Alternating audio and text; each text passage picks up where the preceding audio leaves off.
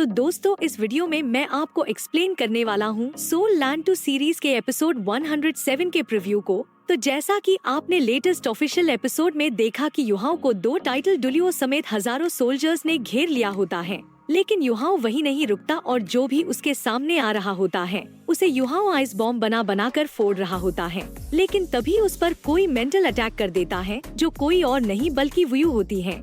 लेकिन युहाओ इसे भी बहुत ही आसानी से बेवकूफ बना के वहाँ से निकलने लगता है। लेकिन तभी थर्ड एल्डर ने उस पर अटैक कर देता है, लेकिन युहाओ अपनी त्यामिंग शील्ड को यूज करके बच जाता है, जिसके बाद युहाओ और उसका आमना सामना काफी देर तक होता है। लेकिन एक मोमेंट में युहाओ को थर्ड एल्डर ने अपनी मार्शल सोल बॉडी से पकड़ लिया होता है। लेकिन तभी उस मोमेंट में वहाँ पर ग्रैंड एंट्री होती है वांग क्रियर की, जो कि यहाँ आते ही सबसे पहले थर्ड एल्डर की मार्शल सोल बॉडी को डिस्ट्रॉय करती है। और फिर उसके बाद हमें पहली बार इस सीरीज में युहाओ और वांग क्रियर की मार्शल सोल फ्यूजन देखने को मिलती है, जिसका नाम होता है gaze of fate and destiny. और ये इतनी पावरफुल एबिलिटी होती है जो किसी की किस्मत को बदकिस्मती में बदल सकती है। और इस टेक्निक की वजह से जो भी उसके कांटेक्ट में आ रहा था मानो उसमें शनि देव की साठे साथी लग गई हो, और वो मानो ऐसे गिर रहे थे जैसे मुर्दों की बारिश हो रही हो। और इसी के साथ ही उन्होंने सोल्जर्स के कॉम्बाइन अटैक को भी रोक दिया होता है।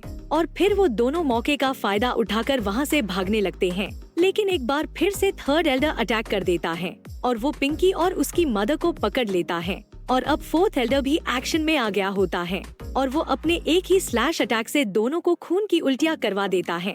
जिसके बाद क्या था, एक तरफ युहाओ और वांग क्रियर की हमें एक खतरनाक फाइट देखने को मिलती है और एक बार फिर से उन दोनों ने मिलकर सोल्जर्स के कॉम्बाइन अटैक को रोक दिया होता है।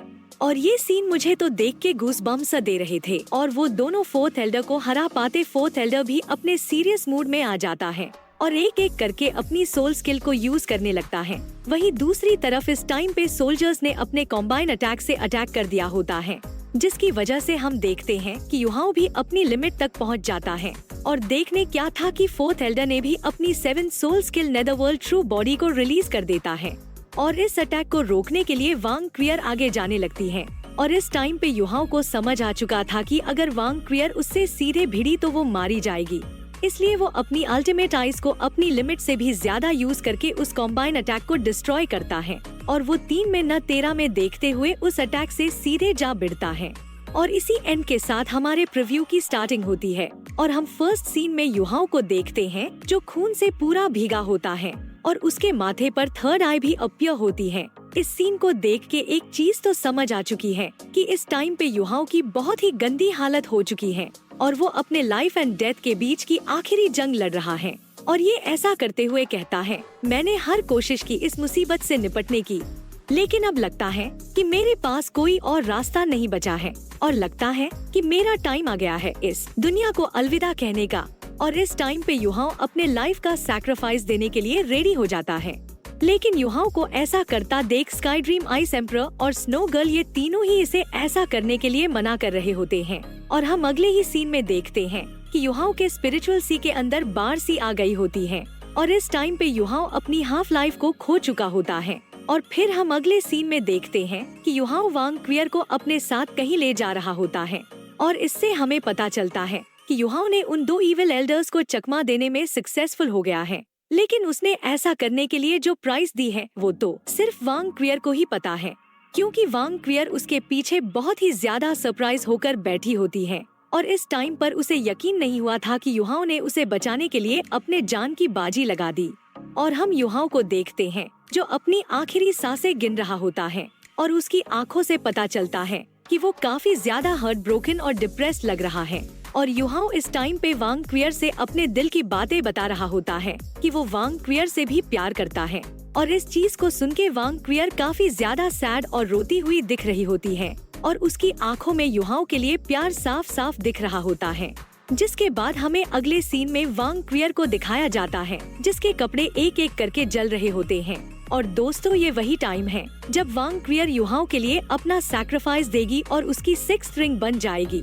और वो ऐसा करते हुए युहाओ से कहती है, युहाओ मैं तुम्हें मरने नहीं दूंगी। और कहती है, तुम इस डुलियो कॉन्टिनेंट के फ्यूचर हो, इसलिए तुम्हें जिंदा रहना होगा। और इसके आगे क्या होगा वो तो मैं आपको मेरे आने वाली वीडियो में एक्सप्लेन करूंगा जो कि कल आएगी। और तब तक आप कमेंट में ये बताओ कि 3 आइड गोल्डन लायन की कल्टीवेशन लेवल कितने इयर्स ओल्ड की है। और फिर हमें अगले सीन में स्टार डुओ फॉरेस्ट का सीन दिखाया जाता है, जहाँ के नेचर में उथल पुथल मच गई होती है और पूरे स्टार डुओ फॉरेस्ट में ही मौत का मातम सा छा गया होता है। और फिर हम बेयर लॉर्ड किंग को देखते हैं जो कहीं जा रहा होता है। और फिर हम फाइनली देखते हैं कि इन्हें बुलाने वाला कोई और नहीं बल्कि बीस्ट गॉड डीटियान है। और हम देखते हैं कि इस टाइम पे स्टार डुओ फॉरेस्ट के सभी बीस्ट यहाँ पर मौजूद होते हैं। इस टाइम पे यहाँ पूरी तरह सन्नाटा होता है और ये खामोशी मौत के आने से पहले की होती है। लेकिन तभी कोई बीस्ट गॉड से पूछती है कि डीटियान क्या हुआ, और इस बात को सुन के डीटियान भड़क उड़ता है और ये कहता है हमारे जो ह्यूमन वर्ल्ड के साथ कॉन्ट्रैक्ट्स थे वो टूट चुके हैं और उन्होंने हमारे डेस्टिनी बीस्ट को मार दिया है। और वो गुस्से से भरी आवाज में कहता है कि खून का बदला खून से ही लिया जाएगा।